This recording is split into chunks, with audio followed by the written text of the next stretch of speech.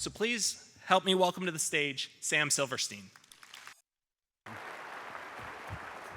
Unbelievable. Thanks. You. You're welcome.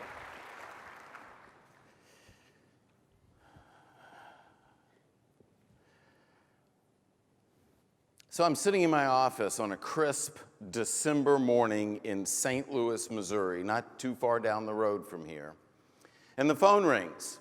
And on the other end of the line is Sal. Now, Sal is a client of mine that I've had the opportunity and the privilege to speak for before. And Sal was calling me because he wanted to hire me to come back. We always love it when people come back. I know in your business, obviously, you want to send them home healthy. But should they face a situation in the future, you want them to come back. And not only did Sal want me to be the opening keynote speaker for his annual leadership conference in Washington, D.C. on Friday, May 19th, he wanted to license my registered trademark, No More Excuses, as the theme for his entire meeting. Well, I was doubly honored. And I looked at the calendar and the dates available. We agreed on the terms. I sent him the paperwork. He signed the paperwork. He sent it back. He sent a deposit check back. And all was good with the world for about 2 weeks. Because that's when I noticed that some of my personal dates had not migrated over from my personal calendar to my professional calendar, to my work calendar. And by not migrated over, I mean I had not taken the responsibility to make sure that they got there. But it was silly little stuff, you know, like the spring break family vacation. My youngest daughter, I have a son and 3 girls, and my youngest daughter, Allison's confirmation, and my middle daughter, Jackie's high school graduation. Yeah, exactly. Oh boy, little stuff, right? Little stuff. Thing is, Jackie's graduation is supposed to be Thursday evening, May 18th at 7:30 in St. Louis, Missouri. Brief recap. I have an opening keynote Friday morning, May 19th, Washington, D.C. at 9 a.m. I have a graduation ceremony that starts at 7:30 the evening before in St. Louis, Missouri. And the only way out of St. Louis after 7 o'clock at night is on a donkey. Yeah, we just don't have those late flights. And it's hard to get anywhere at that time. And so I'm thinking, wow, I've sort of gotten myself in a jam here. What do I do? What do I do? And my first response was, call Sal, because it's all about relationships. You already talked this morning, Heather, about the importance and the value of relationships, and we're going to talk about that more, but I'm thinking I got a relationship. I'll just call Sal, explain the situation, he'll understand. I could speak at noon on that Friday. Certainly I could open Saturday morning. It's a 2-day conference. I call Sal, I get him on the phone, I start to tell him my story, and I'm not 15 seconds in when he says, Sam, whatever happened to no more excuses? So, word to the wise, be careful what you tell somebody. I hung up the phone.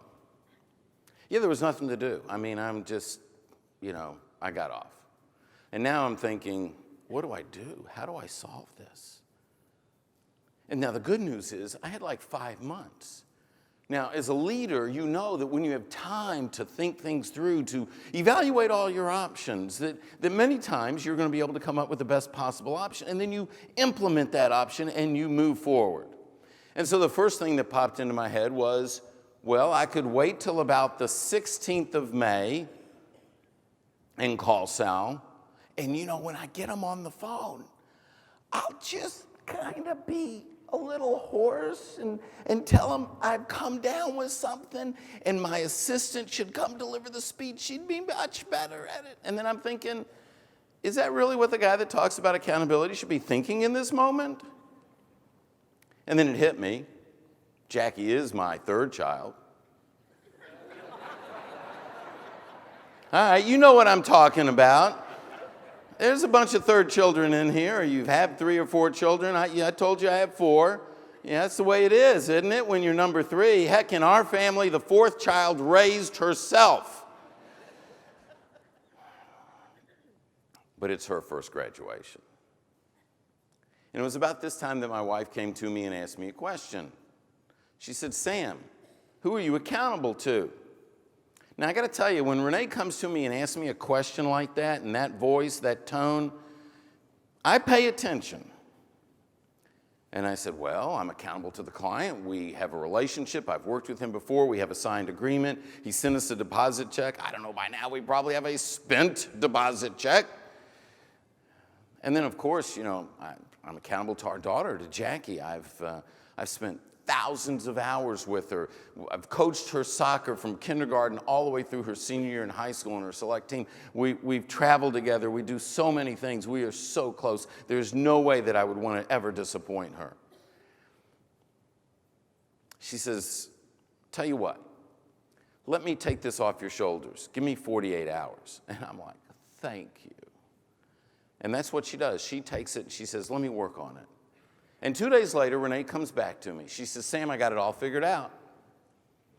If we use the entire check from your speech in Washington, D.C., and we go with the low-cost provider, I can charter a plane to take you after graduation to D.C. so you can be at graduation and be at the speech. I said, make it happen. And that's what we did. And so Friday and Thursday evening when the doors open, we're all jamming in. We want to get up front so we can get good pictures of our children walking across the stage. And of course, with a name like Silverstein, Jackie doesn't walk across till about 9:30 at night. But I'm not leaving early. It didn't matter. And graduation's over, and then we're all together, and we take pictures, and it's father-daughter pictures, and it's family pictures, and we do all that. Then they whisk me off to Spirit of St. Louis Airport, where at 10:15 we're wheels up. I'm on my way to Washington, D.C. About 25, 30 minutes into the flight, the plane started to bounce around a little bit. And it was right then that I started to wonder, was it such a great idea to go with the low-cost provider? But, obviously things worked out and I made it up there. And, in this situation, there's a business transaction that was attached to the challenge, and I was able to buy my way out of jail, so to speak. It's not always that way in life, though. A lot of times in life, we have tough choices to make, difficult decisions. In healthcare, life and death decisions. I find one of the most important things to know when we're trying to make those decisions, whether they're decisions internally, in relationships that you're building with your team, with your staff, or relationships with your patients that you're charged with taking care of, or relationships with the broader community that you serve as an organization. It's critical that we know who we are accountable to. And so that's the question I want to ask you. Now, this program is going to go a little bit interactive here. I know this is a big room, but we're going to do this and it's going to work. I need to ask you, who are you accountable to? And when I ask that question, who do you think of? I'm going to come down to the floor for a minute so I can hear your responses, but who are you accountable to? When I ask you, I heard someone say myself. Where was the hand that said myself? Myself, okay? You're accountable to yourself. Great. Who else? Who are you accountable to? Real loud. I hear family, okay? Yeah. Who's in the family? Mother, husband, 2 boys. Both boys? Okay, yeah. Sometimes, we choose to leave one out at one point or another, but that's a separate issue, and I don't need to get into that side of things. That's okay. Who else? Who are you accountable to? Real loud. Everyone, okay. Well, we're going to talk about that. Who else? Who are you accountable to? Patience. I hear your patience. Absolutely patience. Back here, did someone say wife? Yeah, is your wife here? No? Okay, so then that's an honest answer. He's not sucking up, okay? Yeah, I respect that. And if she was here, I'd respect that also. Okay, it works both ways. Who else are you accountable to? Staff, absolutely. Who else are you accountable to? What? Facilities that we serve. Christ our facilities. The facilities. I said, who are you accountable to? Okay, what? I hear God. I love that. Huh? The boss, God, same thing, huh? Okay. Yeah, I mean, it depends on how you're hooked up and connected and plugged in. All right, no worries. All right, let me ask you a different question. Who are you accountable for? Who are you accountable for? What? Okay, I heard ourself. Who? What else? What? Children. Okay. Yeah, I could buy into that. Who else? Real loud. Our team. Patience. Our community. And, community can be defined several ways because I think, there's the HCA community, there's the TriStar community, and there's certainly the community that you physically live in, that your facilities are located in. And so those are all communities that you're a part of, right? All right, let's look at this. Let me define this a little better for you. Accountability to someone. They are responsible for some aspect of your well-being. They affect your life beyond a surface level. Accountable to someone. They are responsible for some aspect of your well-being. They affect your life beyond the surface level. So you talk about your boss, for instance. Sure, your boss, in theory, is the one signing the check, decides how you're going to grow, how you're going to move in the organization. They affect your life beyond the surface level. But you also mentioned your patients. And certainly when your patients choose to come to you and bring their business to you, there is business there, then certainly, yes, that's affecting your life beyond a surface level. Now let's look at accountable for.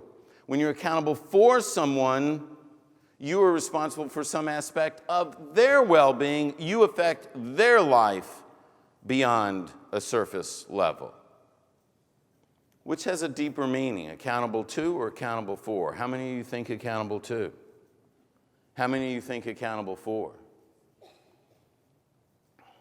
Yeah, so as leaders, whether you're in administration, whether you're a physician, wherever you are in the organization, there are people that come to you, that depend upon you. You are accountable for them. The very definition of leadership is always and forevermore putting their needs first. It's serving the people you lead. It's, as leaders, it's accepting the responsibility for the success of the people you lead. That's what leadership is. Leadership is not a parking place, it's not an office, and it's not a title. Well, we have titles, and that's okay, but true leadership only happens when you accept the responsibility of those people that you lead. This is significant. Not everyone in an organization is a leader. Some organizations say that, but it's not so. It's not so if we're not accepting responsibility for the people that we lead. We talked about accountable to and accountable for. And so we talked about family, and we mentioned different aspects of family. Growing up, certainly I was accountable to my parents. I was accountable to my mother and my father. I had wonderful parents. I was supposed to clean my room. I was supposed to do my homework. Some of the time that got done, yeah. And then now, my mom's 91. She lives in Atlanta. I was there last weekend for Mother's Day. To all the mothers in the room, a late happy Mother's Day. And so I got to spend the weekend with my mom. Now, my mom lives in an independent living facility, but I manage all her assets. My wife pays all her bills. I'm accountable for my mother now. It's a different relationship. It's like the difference in relationship between ownership and stewardship. You see, it's like at home, you own that stuff.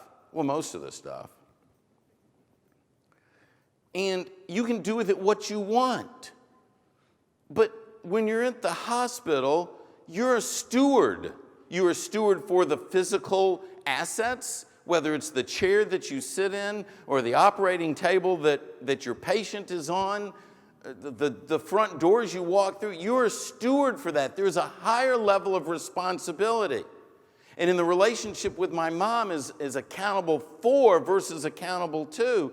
It's like with her assets. If I invest my money and I make a mistake, well, I made a mistake. It happens. But that can't happen with mom's money. As a steward, I cannot allow that.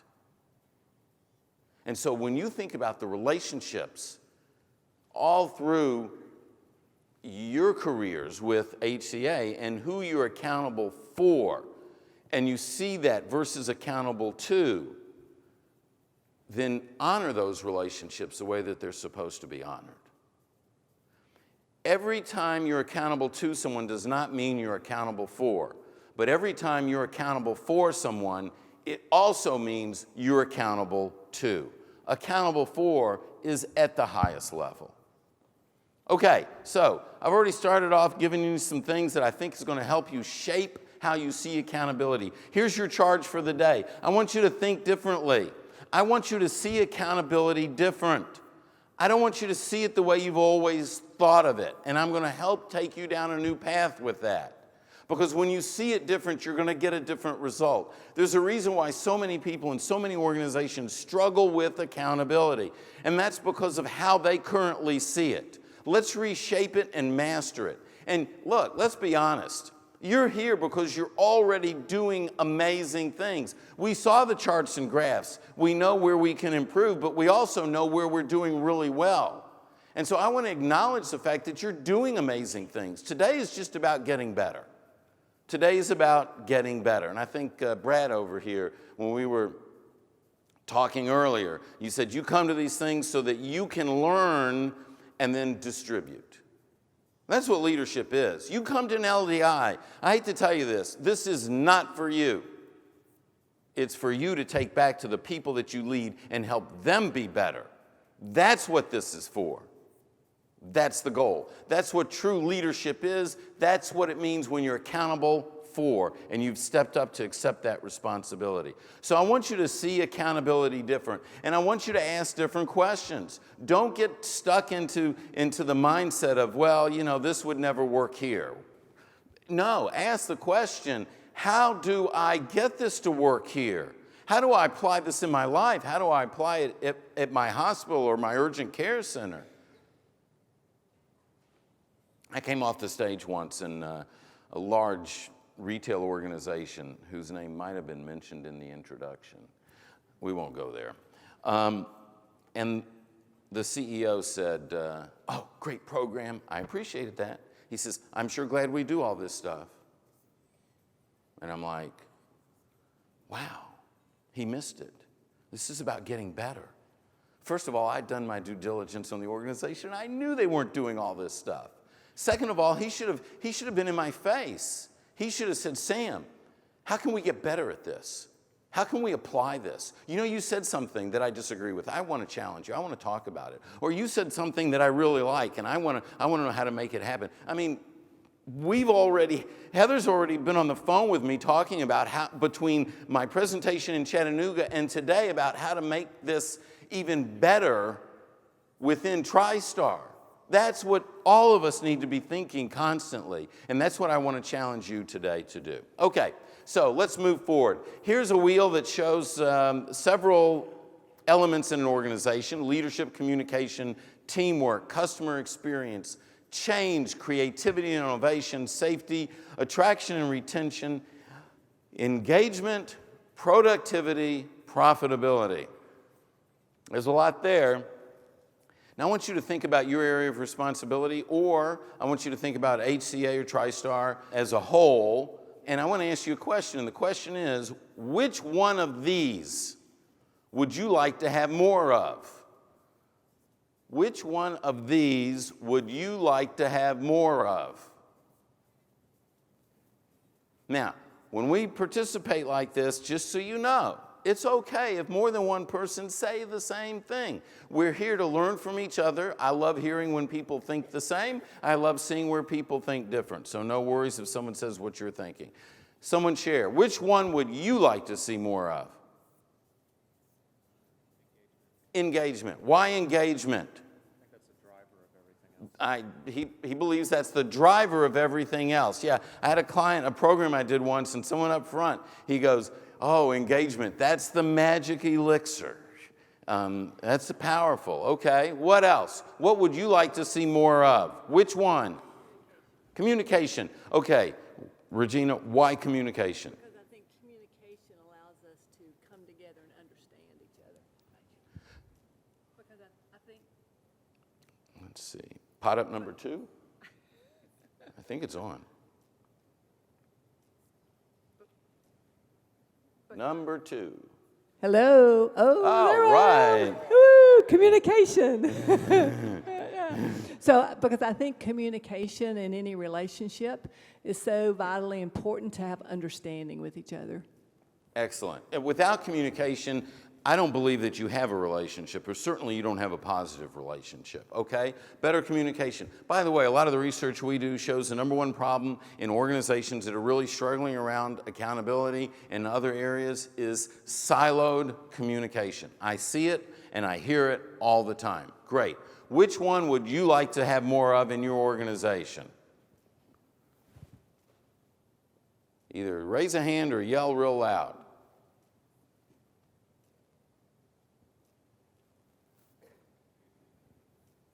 What?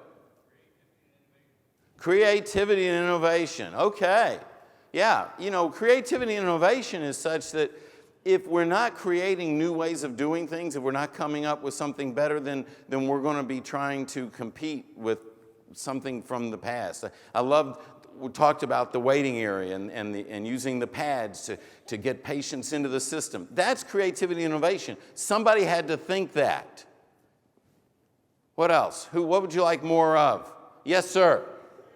Safety. Okay, now here's an interesting thing about safety. I work with a lot of organizations where we talk about physical safety. That's important. This also comprises emotional safety. In other words, how do you feel when you walk in the door? How do you feel around the people that you work with? How does your leader make you feel? Are you able to share ideas even when they go against what leadership might be pushing? That's safety. What else would you like to see more of? One more. Customer experience. Why customer experience? That drives loyalty, and your customers keep coming back. Okay, drives loyalty, good positive word of mouth, customers come back. Okay, so here's the way this works. I call this the accountability wheel. And it's the accountability wheel because accountability is not mandated. You can't walk into the office and say, you're going to be accountable. No, that's going to work for about 45 minutes. Accountability is inspired. We're going to talk about that. Now, what happens is accountability is inspired through a culture. And when accountability is inspired and high, what we discovered, because accountability is an outflow, it's not the cause, it's the result, okay? All the elements on the accountability wheel are also a result. They're not the cause. I see organizations that bring in people all the time to work, help us with our communication, help us with our teamwork. No, those are not inputs, those are outputs. This is why these organizations keep missing it and they can't get to that plateau that is just above everyone else. Here's how it works. When you create an organizational culture where accountability is high, then what happens is leadership is naturally also at a high level because accountability is the highest form of leadership. Everything rises and falls on leadership. So when you're creating an environment where accountability is inspired, you have amazing leadership. What happens is through this process, you're going to also have great communication. We talked about the importance of communication and what happens when people are talking with each other. When you have great communication, teamwork naturally strengthens. It's connected. And guess what? Customer experience, you can never serve your customer better than you're serving each other. If you can't nail the relationships inside the organization, You'll never nail the relationships outside of the organization. And so it connects to that. Now we talk about change. Well, accountable leadership always communicates in the terms of change, and organizations where accountability is high, they are able to manage change easily and quickly. Organizations that always struggle with change, I know there's an issue with accountability inside the organization, and it starts at the top with leadership. We talk about creativity and innovation. Well, if you don't have a safe environment, you'll never be creative. Attraction and retention, that's the hard one to read. If you want to be a destination employer, and that's what you're talking about, and that's what was spoken about up here, then you want to attract the best and keep the best. It's an environment where that people do feel safe, where these things are going on. And when that happens, when you're attracting the best and keeping the best, well, your team's going to be the best. It has to be. So then what happens is engagement is high, productivity is high, and so is profitability. Do you see how they're all connected?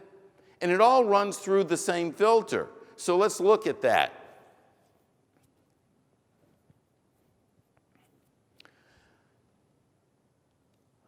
A lot of what I share with you today is going to come from a case study I did with a bank. It's a bank in Texas.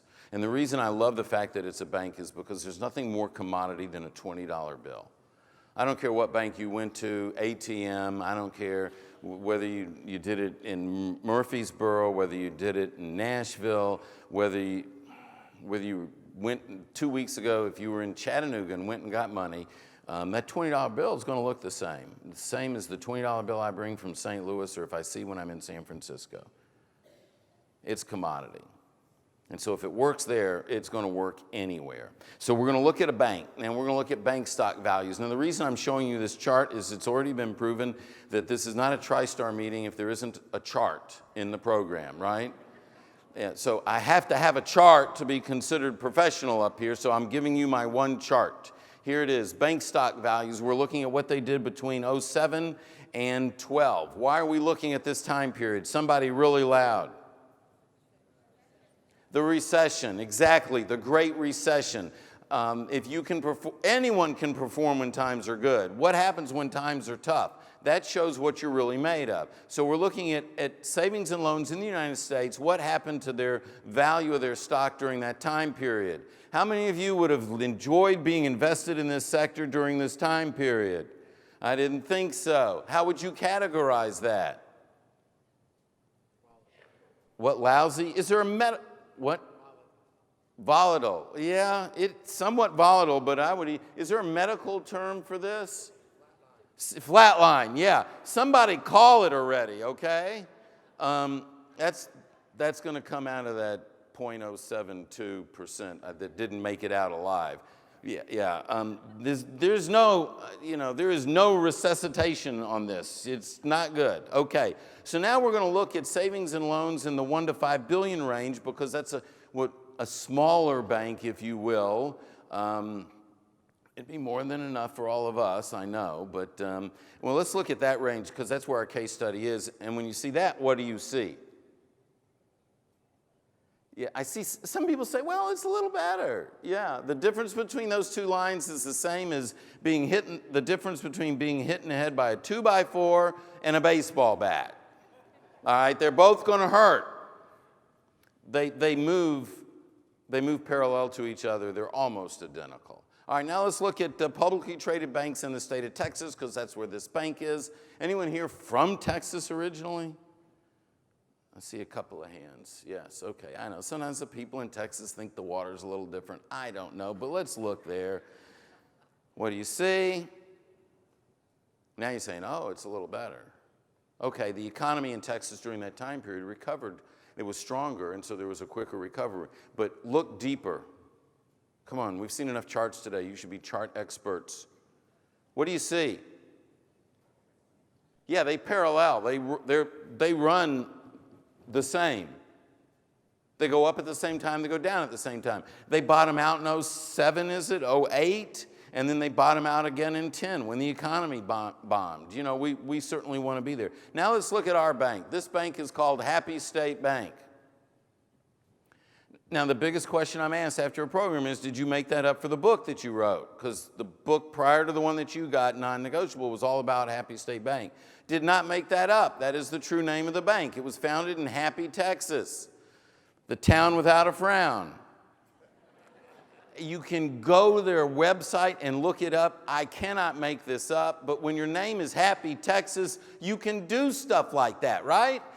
Population like 620 people. So let's look at Happy State Bank.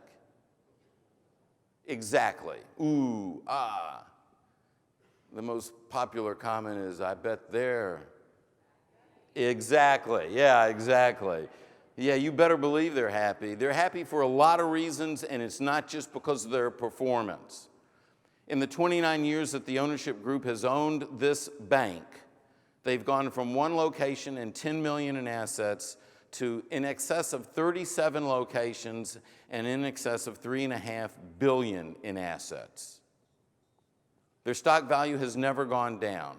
It's privately traded, not publicly traded. You need the whole story, but they value the stock multiple times during the year, and it's either stayed the same or gone up, and they value it conservatively. What I'm showing you here is an organization that outperforms the competition. I was with a group of leaders one time in Houston, Texas, from a large petrochemical company. The 25 top leaders were in the room, and when I said they outperform the competition, he said, we outperform our competition. I said, yeah, so does the green line. The black line is going where they want to go, when they want to go there. It's a whole different level of performance. The Black Line is an organization where, in my opinion, from the organizations that we've surveyed, where we have the data, they're the most accountable organization on the face of the planet. I don't say that with no disrespect for what you're doing. You do amazing things. These people are off the chart, and it's important to know why they're off the chart. And what I'm sharing with you today comes from a lot of what we discovered when we researched them. I want to add validity to it. I didn't make this up. This message was given to me. That's what I believe. It's based on this. Look, we all want our people to do their jobs. We want them to do more. We want them to keep their commitments. But in our organizations today, in our healthcare organizations, the problem is not the people. The problem is what we as leadership think about our people. Everything we've been taught about accountability is wrong. Accountability is not a way of doing. Accountability is a way of thinking. And specifically, it's how we think about our people, how we see them. Accountability isn't us as leadership trying to manipulate people to do more. Accountability is leadership being accountable first to create an environment that inspires accountability and inspires people to want to be their very best.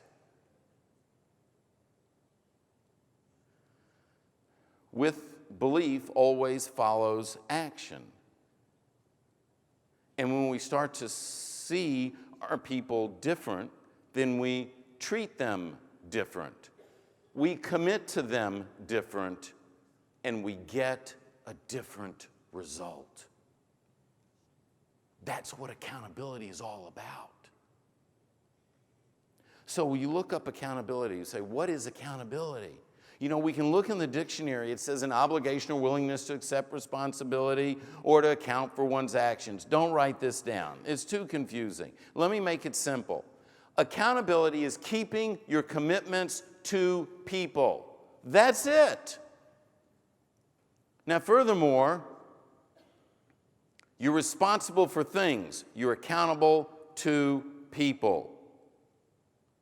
You're responsible for things. You're accountable to people.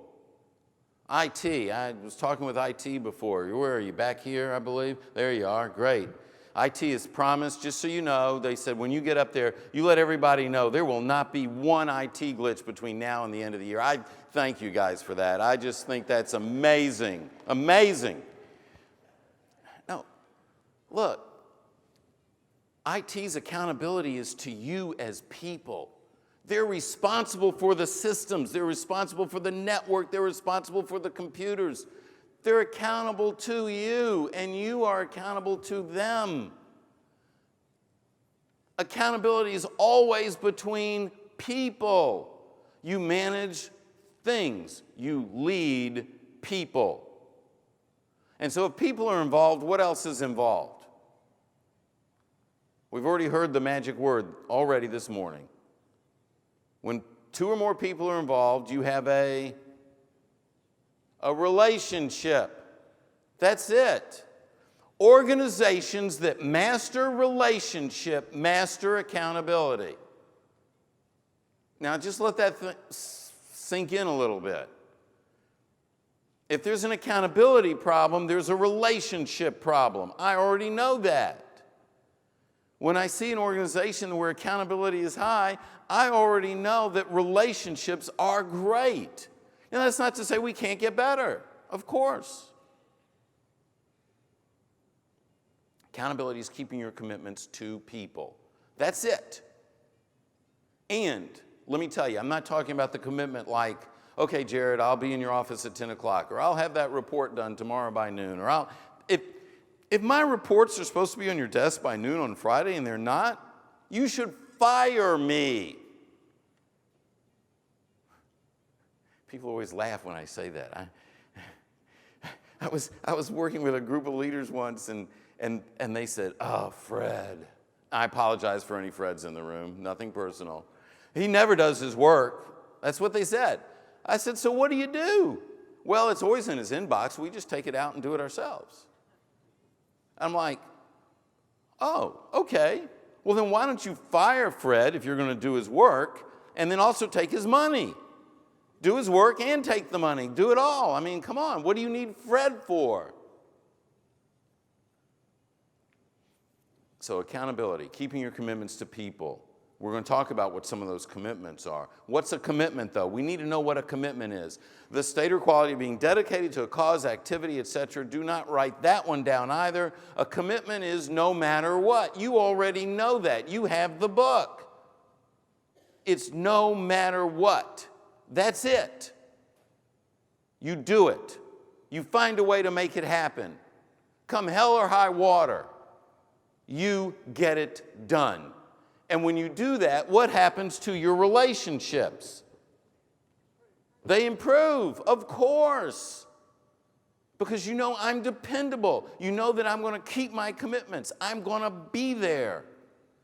And when we change our relationships, when they go deeper, then you go, "Sam, wow, you don't even think about Sam." If I'm the leader, you naturally, there's trust in place. You know I'm going to get it done. And now what happens is, Sam's going to get it done. I better get it done. And you're the leader.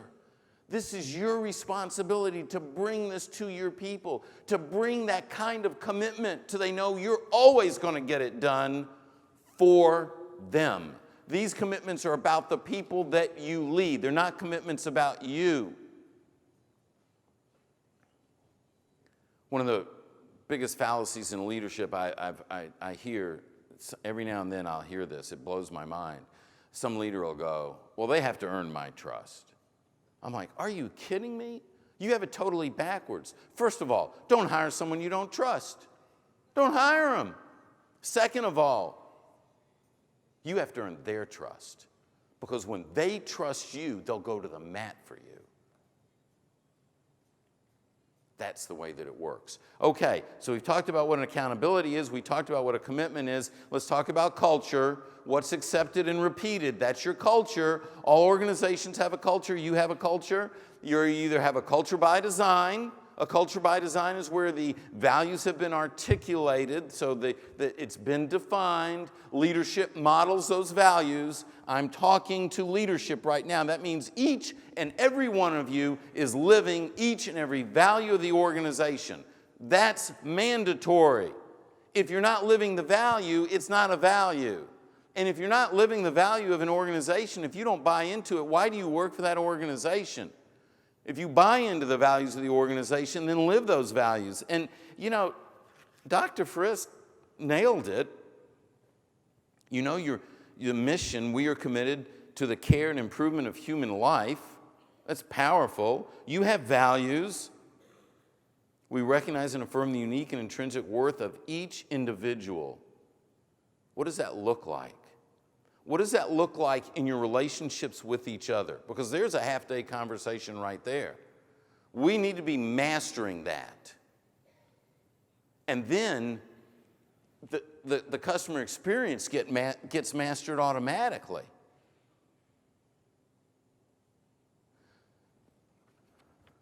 So you define it, you model it, you teach it to each and every individual in the organization, no matter what their job responsibility. Even if it's the person that's sweeping the floor after surgery, they need to know and live those values. They need to buy into it just as much as you do, because when that happens, that's when you're the destination employer. That's when you attract and retain the best. Why would someone want to go someplace else? Everyone's living these values. We're going to talk about that. Anyway, then you protect it. You protect the values. And you protect the values by not allowing someone in your organization to stay there that's not living it. Period. No matter what their job title. And you celebrate it. And that's an ongoing. That's a culture by design. And then there's a culture by default. None of that's going on. Or it's going on haphazardly. Anything goes. People do what they want to do. They act this way over here, they act that way over there. There's inconsistencies. I should be able to walk into any of your facilities and feel the same.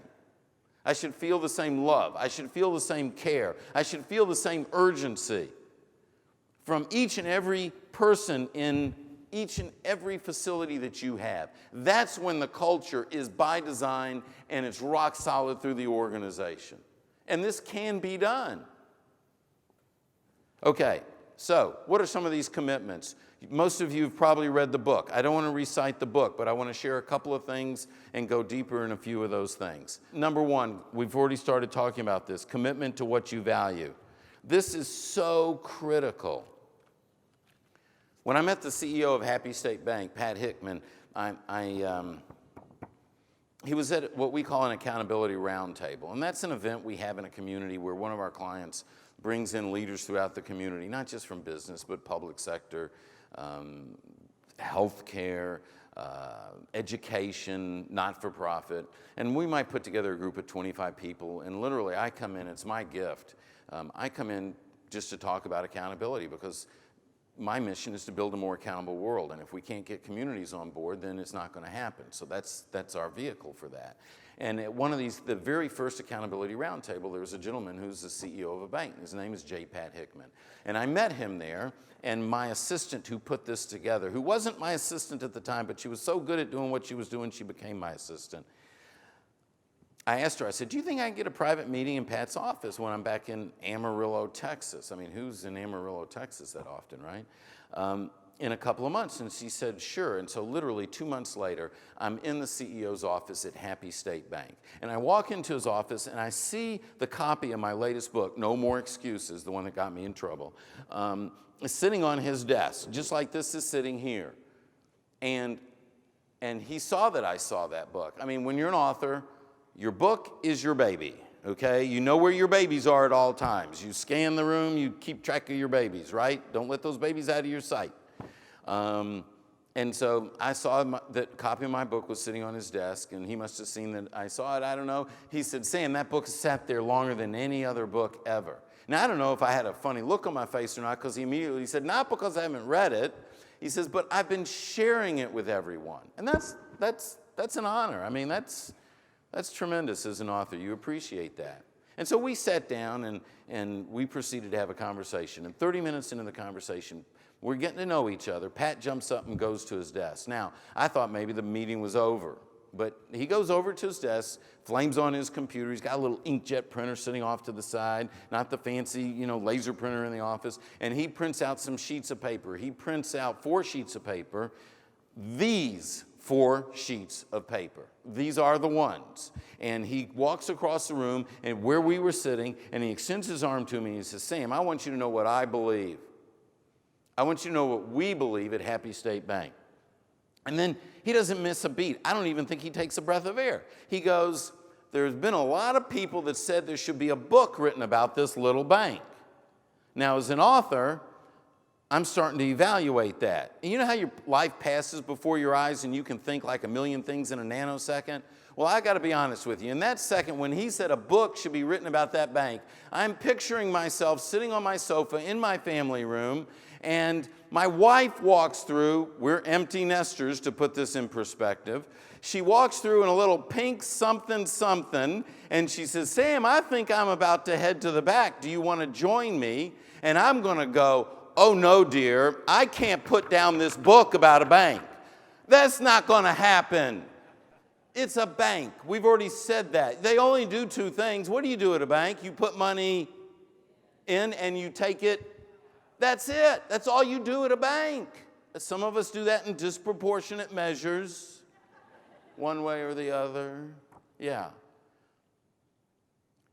Now, I would have thought that before he asked me this question, and this was not premeditated, this just came up in the 30 minutes that we were there, he came to this realization.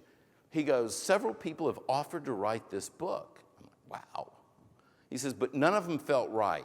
Would you be willing to write the book about our bank? Now, I would have thought in that moment that the CEO of a bank would have given me what was most important to him, and that there would have been a lot of numbers on it, that he would have given me a profit and loss, the financial statement, that he would have shown me that graph that I shared with you today, that he would have told me how low their bad loans are, that there would have been something that connected to the bottom line. But I was wrong. Halfway. He did give me what was most important to him, but on these 4 pages, there are no numbers.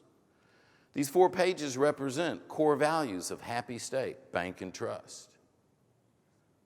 This is what they go to the mat for. That every one of their employees lives fully, or they allow those people to go somewhere where that kind of behavior can be appreciated. Let me give you an example. I'm speaking to the Independent Bankers Association of Texas. I'm in San Antonio, and there's 300 bank presidents in the room. And I asked them the question I'm about to ask you. Any of you ever work with someone who's negative? Any of you ever work with someone who's negative? Show of hands. How many of you do not like working with someone who's negative? Show of hands. All right, we have a consensus in this room, right? I asked them in that room, and in that room of 300 bank presidents, 299 arms went up. The president, not the CEO, the president, Michael of Happy State Bank, is sitting back there against the wall where that gentleman is sitting that says he's accountable to his wife. And I said, Michael, I said, do you have anybody negative working at Happy State Bank? And his answer was no. Now process that for a minute. Is that even possible? Now, they don't have 17,000 employees, but they have over 700 employees. Well, you see, one of their attitudes is, or one of their values is attitude is everything. Life is 10% what happens to you, 90% your attitude towards it. Give your heart, not just your words and or your actions. I said, give your heart. Coworkers and customers can see through poor and lousy attitudes or insincerity. A good attitude is okay, but a great attitude is expected. Don't let the good take the place of great. Be the best person you can be. Now you might read that and say that's nice, but they live that. The reason the title of the book is non-negotiable is because it is non-negotiable. Matter of fact, they give every employee, if you wake up and on the wrong side of the bed and you're just not feeling it, every employee gets, during the course of a year, one crappy day. You call your boss and you say, I'm taking my crappy day. I'm not coming in today and spreading that with everybody. That's right. They don't want you there if that's the way you're going to be. Now you're laughing, so I'm glad some of you are laughing because one of their values happens to be laugh at work. Most of us were born handsome or pretty instead of rich. Now that has to be Pat writing that. If you knew him, you would understand. And therefore, we have to work for a living. But dang it, let's have fun. Let's tell jokes. Let's share funny emails. Let's make fun of each other. HR is cringing right now. All with respect, of course. Remember the don't make anyone uncomfortable deal. But dang it, let's laugh. The louder the better, and it is encouraged by management. You will be fired if you don't laugh. That's what it says. Now, one of their values is PDI. Real simple. Produce, damn it. You got to get your job done. They're serious. That's how they get on the black line and stay on the black line. They're producing. So their values cover all aspects of what a great set of values need to connect to. But the key is that those values are lived from leadership down. If there are people in your building, your facility, that are not living the values, it's your responsibility to change that. Where did we come up short? Did we not teach them? Do we not talk about them enough? Are we not telling stories? It's leadership's responsibility to make sure that the values are being lived. You have an amazing set of values. I've looked at your values. I've studied your values. You can do a lot through those values. I mean, we trust our colleagues as valuable members of our healthcare team and pledge to treat one another with loyalty, respect, and dignity. My question is, what does that look like? Where is it showing up? Where is it not showing up? And what are we going to do about it? It can be non-negotiable for you too. And when it is, you are the employer of choice. You are the destination company, the destination healthcare network, not just for the patients, but for the people that are going to serve those patients. All right, so we talked about a commitment to the values, not just having them, being committed to it. A commitment to it's all of us. That means we succeed together, we fail together, but we go there together. We're in it together.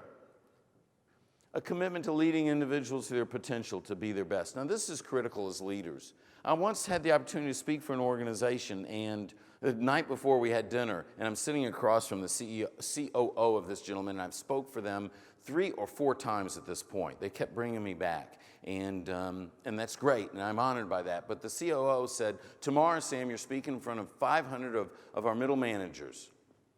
Not one of them has a college education or a college degree. So keep it simple, give them 3 or 4 good points, you'll be great. And I'm like, are you kidding me? Now, I remember this so well because I didn't say anything. And I promised myself after that night it would be the last time in my life that when someone said something like that, I would not speak up. Because I believe that what you allow in your space, you condone. This gentleman was wrong. The fact that they didn't have a college degree meant nothing. My father didn't have a college degree.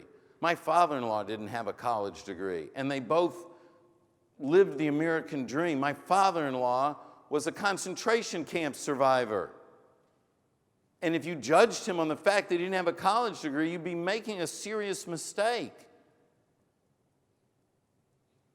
That COO should have looked across the table and said, Sam, you've spoken for us several times, and I appreciate it, but tomorrow's got to be your best. I got 500 important people in the room. I want them to be the best they can be. I need you to be the best you can be. Give them everything you have.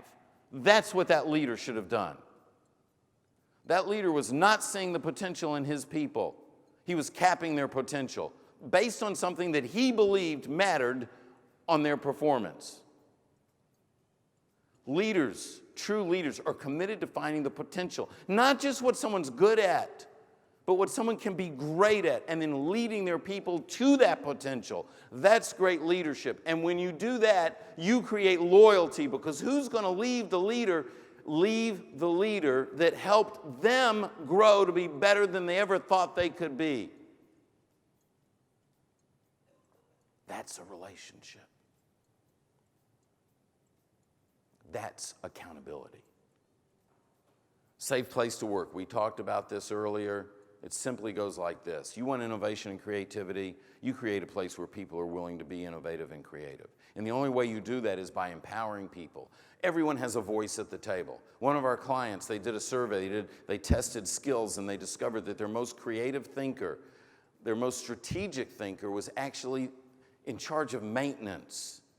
Well, when they were getting ready to do strategic planning, they put together a strategic planning committee. Instead of doing the usual, let's get all our VPs together and do some strategic planning, they went to the head of maintenance and they said, we'd like to have you on our strategic planning committee.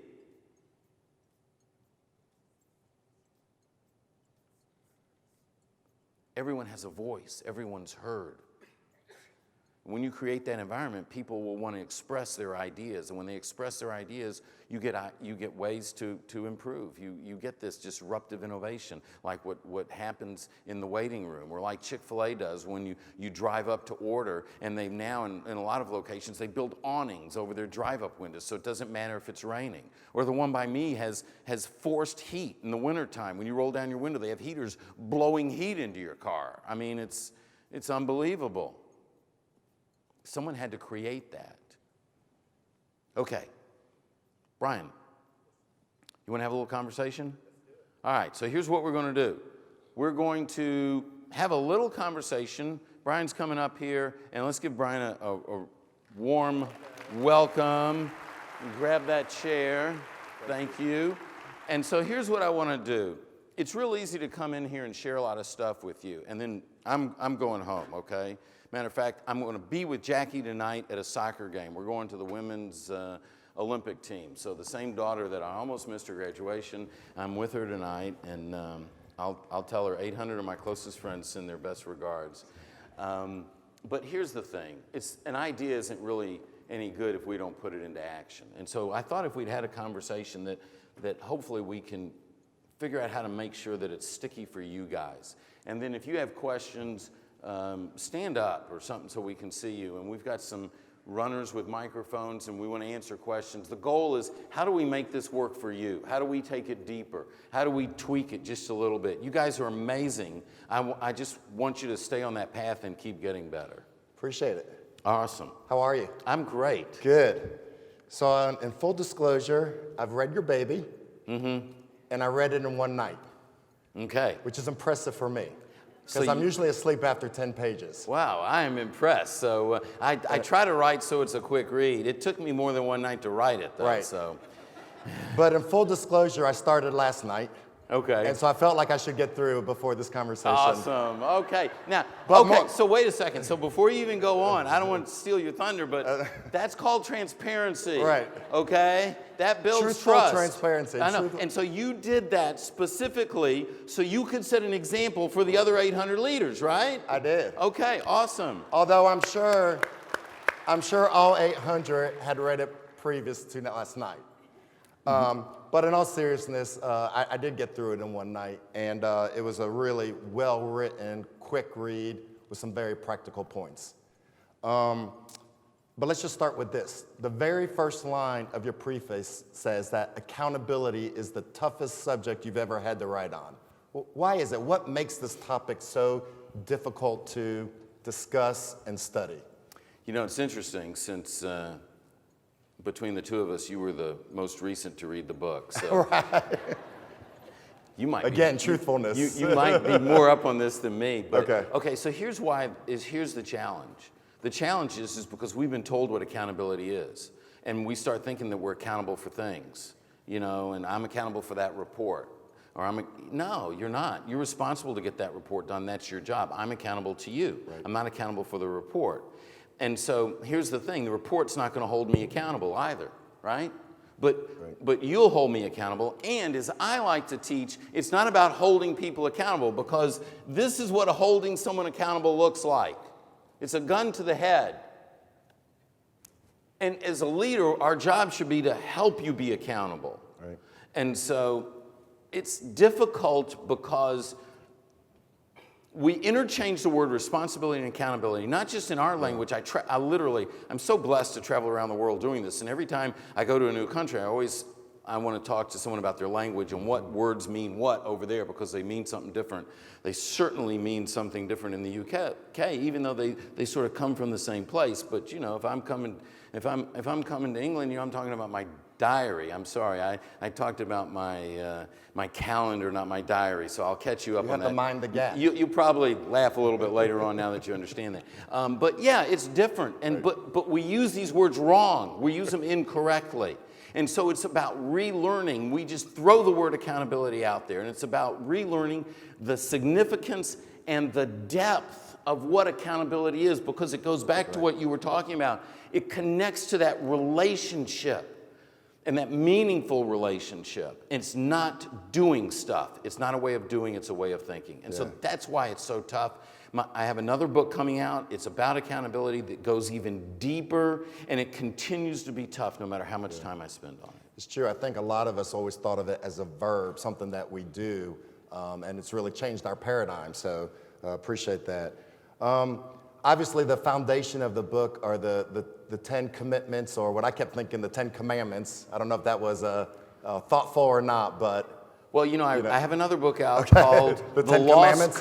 That's been written. That's been written already. I did not write that, Okay. but I wrote a book called The Lost Commandments. Okay. No joke, Lost Commandments. Right. And it says, what would happen if really there were 20 instead of 10, and we'd lost those 10, but we needed them to live the life we were meant to live? Wow. So I like the way you're tracking, Okay. but go on. So with the 10 commitments, as TriStar, we like our lists, but usually when we get our lists, they're kind of prioritized or ranked. So when you talk about your 10 commitments, are they in order of importance? Are they of all equal importance? Or how would you rank or prioritize the 10 commitments? Great question. Those commitments are not prioritized. There are no numbers. And we work with organizations to help them create their values or redefine their values. And every now and then someone will, they'll do it in Word and they'll index, and it'll automatically number them, and we immediately say, take the numbers off. It's same with your values. Yeah. All your values have equal importance. There is no you have to live them all. You have to live all these commitments if you're going to create accountability individually and accountability organizationally. And so that's a challenge. Yeah. That's the challenge. So full disclosure, I was sitting and talking with Pat Hickman, CEO of Happy State Bank. One of their values is family first. Now, we've all heard this before, but family first for them is, if it's 4 o'clock, it's Thursday, and you're working, and your son or daughter has a soccer game, a band concert, a cheerleading event, whatever it is, and your reason for not being at the family event is work, that's a dismissible occurrence. Now, most people are either saying one of two things right now: whoa, or, oh, that would never work for us. Their values are their values, and how they live their values are their values. They're not meant for anyone else. But 700 people have figured out how to make them work. Now, yes, do they come in on Saturday afternoon when they're not open? Sure they do. They make it work. Now, I already mentioned PDI, produce, damn it. And so my mistake was, I told Pat, I said, so PDI is the opposite of family first. And he says, no, they have nothing to do with each other. They're both two independent things that we value. And the beauty in that, and the beauty in the commitments is, all the employees are charged with figuring out how to live it. Yeah. So I'm not telling you how to live those commitments. You're figuring that out. I'll help you if I'm your leader. Yeah. You come to me, I'm happy to help you. But you're charged with figuring that out, so you own that. Great. How about one more, and then maybe we give someone else the opportunity. So, gracious. That's okay, I did it once also. Yeah, my heart's still pumping. 1,000 employees at my facility, maybe 3,000 at Centennial. Most of us in this room have at least 500 to 1,000 employees. So let's get real with this, like really practical when we go back tomorrow. We know, and the challenge of this is that we always talk about every interaction matters. As a patient, you may be interacting with 70, 80, 90 of our team members through the course of your stay. Right. So every interaction, every time. How do you get this way of thinking? How do you permeate it through 1,000 employees? Because it only takes that one interaction or that one employee to kind of throw off what we're trying to do. Right. So here's how they refer to it at Happy State Bank. Now I use this example because you'll get it. And they talk about drinking the Kool-Aid. And which is, do you believe it? Do you believe those values? Do you believe what Dr. Frist originally stated, the words that came out of his mouth? If you don't believe it, this isn't the place for you. It isn't. Right. If you do believe it, and if you tell me you believe it, then it has to be showing up in your actions. Because if it's not showing up in your actions, I'm going to say you don't believe it. Now that might sound harsh, but hey, I can't tell you I believe in honesty and then I go and lie to you. It's not a sometimes thing. It's kind of like pregnancy. You either are or you aren't. You can't be just a little bit. I know. So leadership has to say, you know what, these values, we believe these values. That's each and every one of you. We believe these values, and we're not going to make exceptions. There are no exceptions. Because if it's an exception, we're not living it, then take it off. Don't make it a value. And not only are we going to live these values, I'm living them, and I'm going to my people, and I'm going to say, if you think I'm not living the values, I want you to come and let me know, because I want to be better. That's where it starts. You hire to the values. Everyone that's hired should be screened. Their background, it's more important they connect to the values than they connect to the job. I've got a case study I'm working on right now where in zero unemployment market, they get, depending on the job, they get between 40 and 100 applicants. You want to attract and retain the best, that's what you have to do. Guess what? 80% of their people come from outside their industry, and what they screen for are the values before they even talk about the job. So it starts with you, and then you impress upon the people you lead how important it is and help them, and it cascades down. And every time you make a decision, you tell somebody, this is why I decided it, and connect it to a value. This is why we do this, because we say, we believe. And when you connect your decisions to values and you're modeling that for your people, then they will connect their decisions to the values. And guess what? They won't have to come to you to make those decisions. They'll just make a decision based on the values, and it's going to work.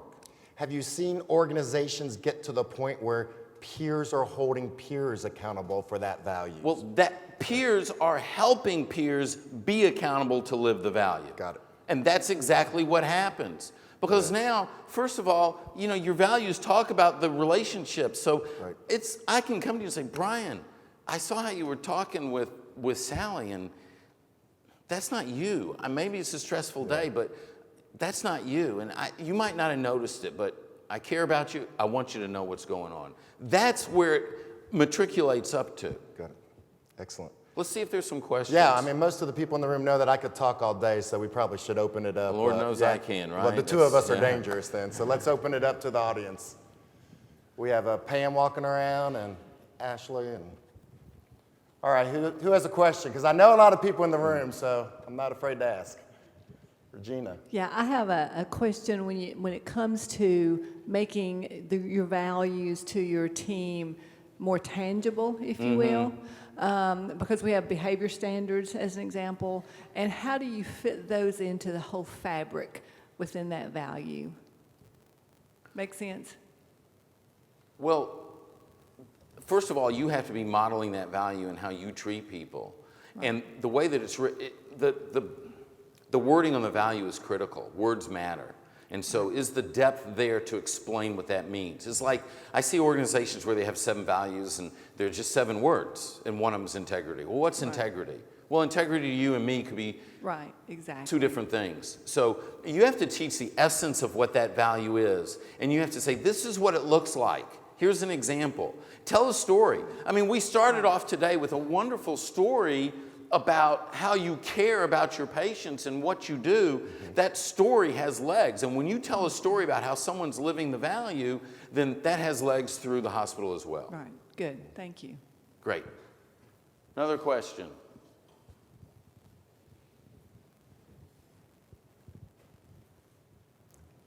Boy. Somebody, this is a big group. Hey, Brian, I'll ask one. She wants to know which person in IT said we'd never have a glitch. Okay, so you see the one sitting? No. I might have made that up. Yeah, okay. So as leaders in this room, some of us have been at our organizations for years and years and have kind of designed the cultures. Others of us have moved around some and are coming into organizations that already have strong cultures. As leaders, is there a difference between kind of designing your culture when you come into an organization or maintaining an existing culture, or is it really foundationally it's the same thing regardless? Well, you have a unique situation because as you grow as an organization, as you bring other healthcare organizations under your umbrella, they naturally have cultures that are in place. And the biggest challenge with a growing organization is meshing those cultures. I buy into the belief that one company, one culture. And this is the culture. But it's got to be one that you've proven that's amazing. Yeah. And then that culture is the culture that everyone should aspire to be a part of. And so it's getting those, and some people might not, I might not be able to make the jump. When you acquire my unit and I can't buy into the culture, I might not be able to make the jump. That's okay. That's okay. Let me go someplace where I'm a better fit, because you're going to get someone in my job that's going to be a better fit for you. And that's going to ultimately serve the patient better. That's it. All right? Great. I think we have one. One last question. Fight over it. I love that. We have time for both. We have time for both. Okay. All right, I'll go. Appreciate your perspective. In the book, I really liked the section, you talked about it earlier, about moving from holding accountable to helping accountable. Even in asking the question, it's clunky for me to talk about because it's very different from the terminology that I have used or we have used historically. Right.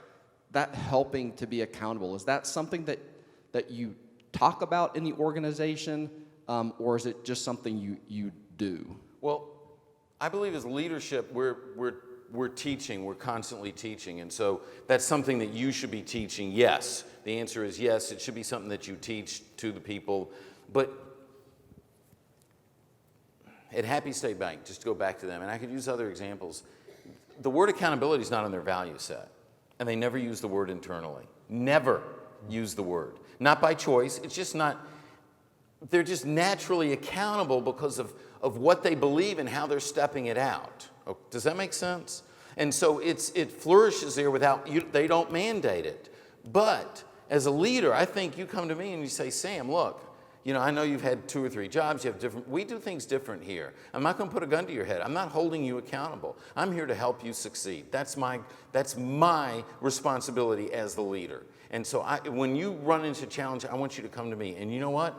If you see I've got a challenge or something, let me know. I want that feedback from you too. And that type of building a relationship is going to work wonders over time.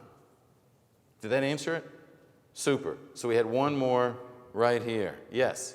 So I love your point about actually applying the values as part of the interview or the first process of bringing people on board. How would you offer advice for those of us who we are bringing physicians on board, could incorporate that in, but they're also our customer? So how do you get the customer to feel that they need to be a part of the accountability structure? Right. And so in healthcare, you have that unique situation of you have the administration, you have the world of physicians, and you even, if you want, you can break out the whole nursing side of it. There's billions of people on this planet, and there's a whole bunch of them that buy into the values that you have as an organization. And there's a whole bunch of physicians, great physicians, that buy into that. I wouldn't bring a physician into my organization that doesn't buy into the values. I don't care how gifted they are. And I know we're here to save lives, but you buy into the values. And here's what I know. I've seen organizations that really live the values incredibly well. People want that. They want that structure. They want to be there. You will attract far more physicians than you will have spots for when it truly is that 96 point, we saw the range up there of, whether they want to work here or not. When you're at 96.2 or 3, you're going to attract people like crazy. And so, do they need to be skilled physicians? Yes. But if you hire to those values, word gets out, it's a game changer. It's a game changer. All right? Great. All right, one last story, and then my job is to keep you on schedule. Brian, thank you so much. Thank you. I appreciate that. I enjoyed it. Yeah. Thank you. Appreciate it. I'm like, sometimes I think I need to change things up and talk for 10 minutes and then just do that for the rest of the time. You guys are on the right track. You're doing the right things. We just want to do more of them. That's every day I get up. That's what I think about. What do I need to do today just to be a little bit better? About a year and a half ago, I was heading to Long Beach, California for a program for a client. How many of you have been to Long Beach? I'm always amazed by that.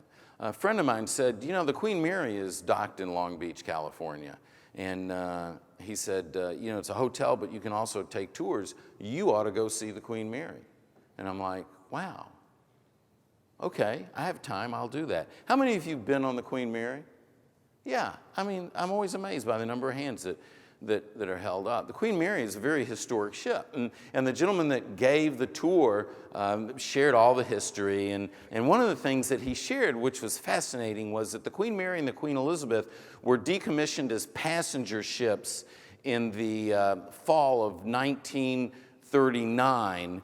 And then the subsequent year, they were refitted to be military transports. And because they were the fastest ships on the ocean, not only were the Germans not able to hit them, but they were credited with shortening World War II by up to a year and a half because of the numbers of troops they were able to get from Canada, the US, and Australia to Europe. Really amazing. And he shared a lot of stuff and a lot of amazing facts, but there was something that he didn't know and that he didn't share.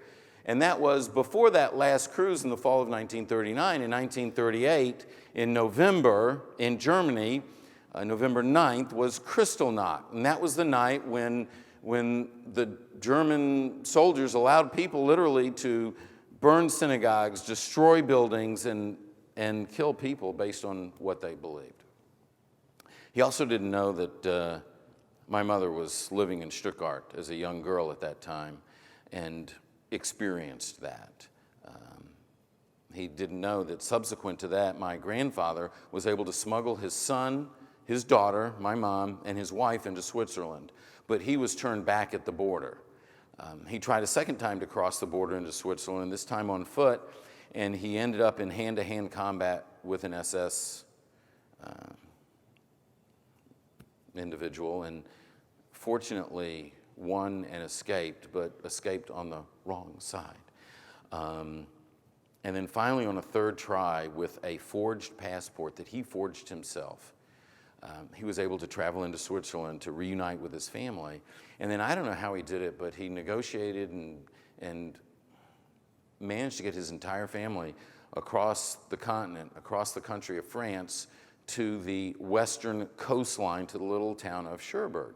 Now, see, what happens is the Queen Mary would leave out of Southampton, cross the Atlantic into New York. Once in a while, it would drop down to Cherbourg, pick up some passengers there, and come across. And on August 30th, 1939, on the last transatlantic crossing of the Queen Mary for passenger purposes, the Queen Mary dropped out of Southampton down to Cherbourg and picked up my family and then crossed to New York. I literally got to walk on the deck that my family walked on to survival. And I share this with you because when I think about accountability, I think about my grandfather. I think about him being just the perfect example of what an accountable leader is. That he has something that he believes, and there's nothing going to get in the way of him achieving what it is that he's trying to achieve. And he was committed. He was committed to his family. He was committed to his family. He was committed to their safety, to their well-being, to their reaching their potential. He brought his son and his daughter to the United States. My mother, he came here at the age of 50, not speaking the language, not a dime in his pocket. His 2 children went to college. His daughter was one of the first women to graduate from the University of Michigan Business School in the late 40s. It's truly an amazing story. And I say, well, that's family. That's not business. And I'm like, wait a second. That thinking is not right. First of all, not everyone has that kind of family. I'm fortunate that I came from that kind of family, and it's my mission to build that kind of family for my children and my grandchildren. But it's not family is here and business is there. We have one life. We choose to spend a percentage of that life serving in health care. This is personal for all of us. And when we grow to be the kind of leader that treats the people that we lead as if they were family, not because it's a leadership technique, but it's because it's what we believe about the people we're around, then we ascend to be that accountable leader. And those people want to be a part of our organization. Everything rises and falls on leadership. Accountability is the highest form of leadership. And when we make and keep those deep commitments to the people that we are accountable to and accountable for, then not only are we living an accountable life, we're building an accountable organization, and we're setting an example for an accountable future. Thank you for the honor of having me in today. I really appreciate it. It's been great to be here. Thank you.